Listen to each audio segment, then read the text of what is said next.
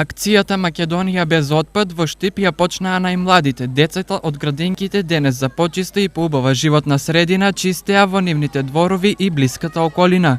Ние денес бевме шишини и хаки. Ѓубрето што го собрахме денес го ставивме во кантите.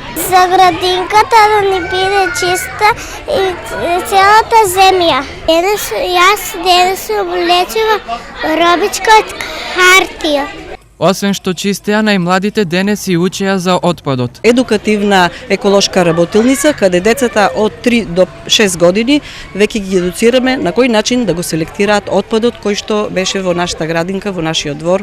Тие на свој начин го селектираа во кантите каде што им беше потребно местото.